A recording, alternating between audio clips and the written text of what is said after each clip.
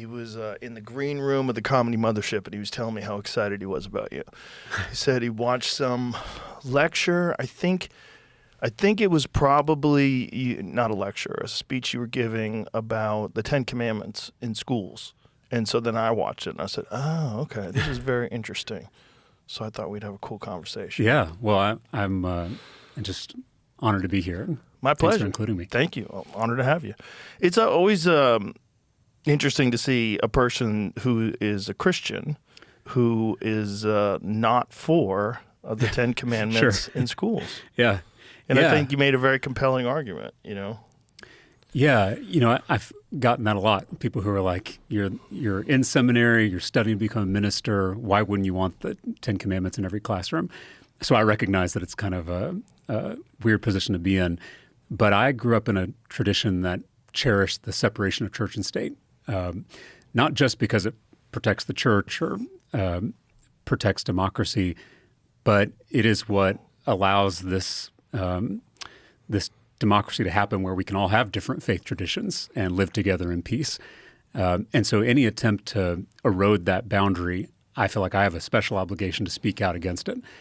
And so I told my colleagues that I thought the bill was unconstitutional, I thought the bill was un-American, but I went one step further and I said I thought the bill was unchristian, which again probably sounds weird to people, but in all of Jesus' teachings, he's always focused on the outsider, the outcast, the person who's left out or the person who's different. And so as a Christian, I think my concern is for the Muslim kid and the Jewish kid, the Hindu kid, the atheist kid who's sitting in a classroom who now has a poster on the wall forced by the government that says, your religion is inferior or you're not welcome here. And I just think if Jesus saw that, he would weep for those students and would demand that we love them as ourselves. And so that's why I kind of spoke out against the bill on theological grounds, not just constitutional grounds. So what is the bill? Could you explain? Yeah.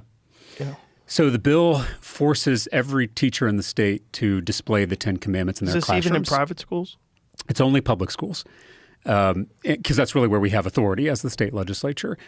And the bill, this is going to sound weird, but it even specifies how big the poster is, the dimensions of it. It has to be in a conspicuous place. It's basically the size of a sheet of paper, regular sheet of paper. The idea is they didn't want anyone to make it too small to where someone wouldn't read it. But the bill says that the school doesn't have to spend money on it; it can be donated. And that sounds fine to most people until you realize there's this huge network of Christian nationalist organizations that are already preparing to flood every school with these Ten Commandments posters for all of their classrooms.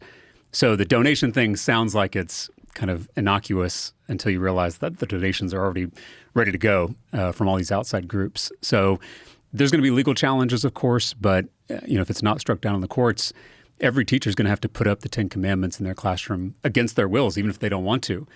I mean, again, speaking as a Christian, if we have to force people to put up a poster, to me that means that we have a dead religion, a religion that no longer moves people, a religion that no longer speaks to people's hearts. If we have to prove our legitimacy by micromanaging what teachers put up in their classroom, I mean, to me that means we have a real crisis in our faith. We should be leading by example, not by mandate. How did this get proposed, and what is the support for it? Well, the support is pretty broad within the Republican caucus. Again, I serve in the state. Is it universal, essentially? Yeah, I don't think there was a single Republican who voted against it this time around. And again, I serve in the state legislature. A lot of people think that I'm a congressman. I serve here in Austin at the state capitol. What is your position? So I'm a state representative. So I serve. There are two chambers, just like the federal government, a Senate and a House. I serve in the House, in the state House. So the Republicans have a majority in the House and in the Senate. I'm a member of the Democratic Party. So I literally can't get anything done without working on a bipartisan basis. It's actually a blessing in this modern era where we're all tribalized and polarized that I am forced to work with people who have completely different views than I do. And actually, you get to know them. In D.C., from what I hear, I've only been to D.C. a few times in my life, but from what I hear, you're you're really kind of separated physically from your colleagues. You don't spend a lot of time talking to each other anymore. It's a lot of fundraising and events and not really a lot of relationship building. In the state capitol, you don't have the same media scrutiny, the same spotlight. So we can still get to know each other and go out to eat with each other and meet each other's families. And I actually think it's something that we could benefit from at the national level, is that kind of camaraderie and professional working relationships with people across the aisle. Tulsi Gabbard told me she tried to do a lot of that. Yeah. When she was a congresswoman. Yeah. And she said it was very difficult, and she would get pushback from other Democrats. Yeah, the system doesn't encourage that at the national level. Here, we do not. I think in D.C., the minority party appoints the committee chairs or ranking members.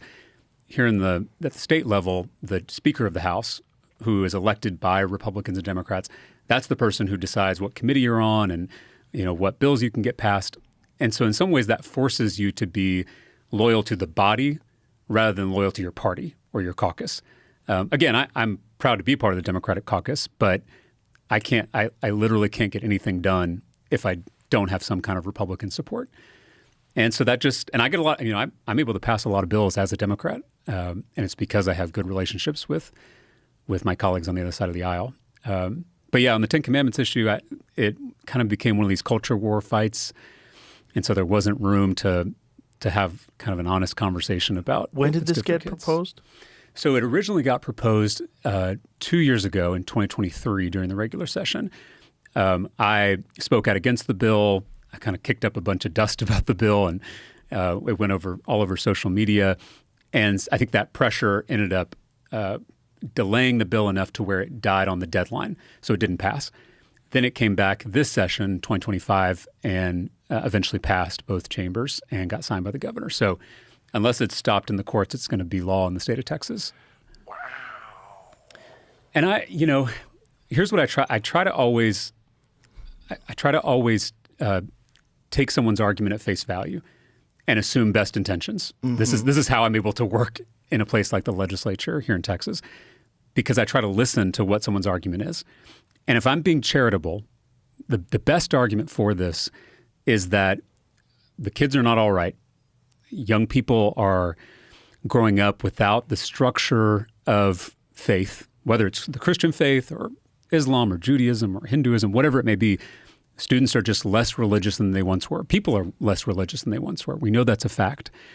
And so this rise in mental health issues, anxiety, depression among young people, there are folks out there, and I would even put myself in this camp, who say it's that children are growing up in an incoherent universe.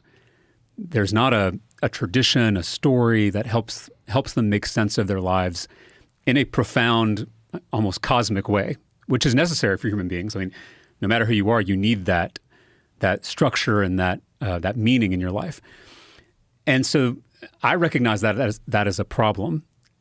But what I firmly and passionately believe is that the government forcing teachers to put up a poster actually makes that problem worse. Because I think, and again, I was a middle school teacher before I became a politician, so I know students.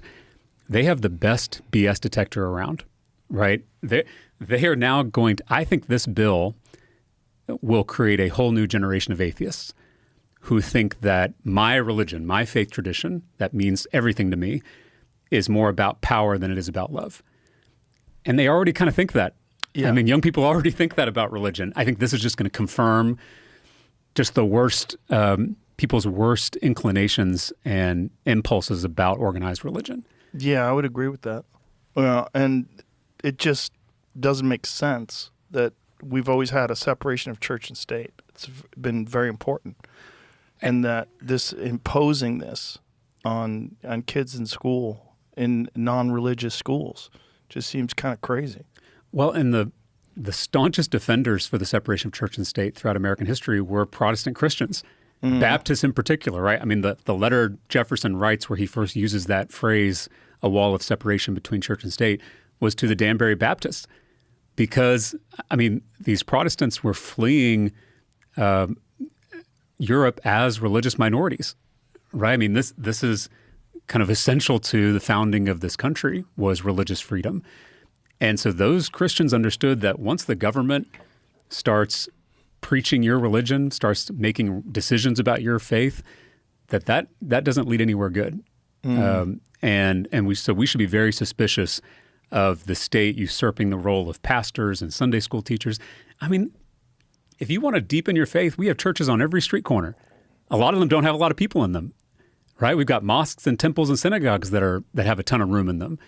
And so why would we have the government start to teach kids about or preach a certain religion when we have houses of worship that can do that? Yeah, I think it's also a really important point you made earlier that if you try to force kids into doing things, they don't like to do it. Correct. And especially if you try to force kids they're secular and they come from households that maybe are atheists or agnostic, and then you have this on the wall, right, and you impose it on them.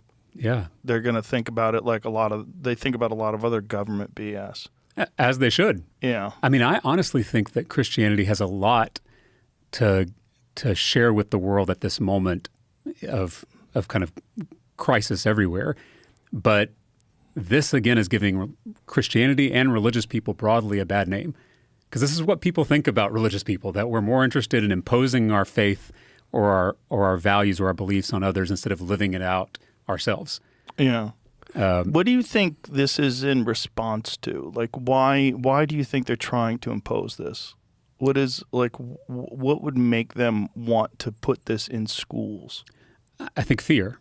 No! Yeah. In the great words of TJ Dillashaw, daddy's home, bitches. But I'm not coming back to MMA, man. I know that I've been seeing a lot of people's comment, and they're kind of hoping that I am. I'm coming back to boxing, man. I want to try something different. Now, you coming back to regular boxing, or are you going to do bare knuckle boxing? I think we're going to throw some bare knuckle in there, bro. Just mix it up, get real crazy. Now, I've seen you're working out a lot. You're hitting a lot of mitts. Like, were you doing that before, or did you just have this? Did they contact you? Like, how did this come about? So this is actually something that's kind of been in the works for probably a year now. Really? It's just, for me, look, I just turned 36 in May, and we were just talking about still having that desire. Like when I left the UFC, I was just about to have my first baby. I had a lot on my plate. There was, obviously I had just lost, but even going into that fight, I had started a company, was working on a few other companies, and there was a lot that I was more excited about than competing at the time. And I mean, obviously we know that this sport is so brutal. Like if you don't have 100% mindset into it, you're going to get fucked up, and it's, for me, I was like, look, dude, I'm going to take some time off. Or just end it here. I have other things going on, and we'll see kind of what happens in the future. So I decided to retire, talked it over with the wife, and that was, what the game plan was. So fast forward 2.5 years later, obviously I still have that desire. And obviously my baby girl is bigger now. We are pregnant with a second. And I just started thinking, like, man, I'm getting older. I don't want to get into my 40s and then basically still have this desire to compete and be like, it's too fucking late, So I'm like, let's start talking to some of these guys. I've always wanted to box, coming off of wrestling. My style, even in the UFC, was boxing and wrestling were probably my two favorite things to do. Like, I absolutely loved boxing sparring when I would be training through training camps, and then obviously wrestling too. But I always wanted to try and compete in some type of boxing competition.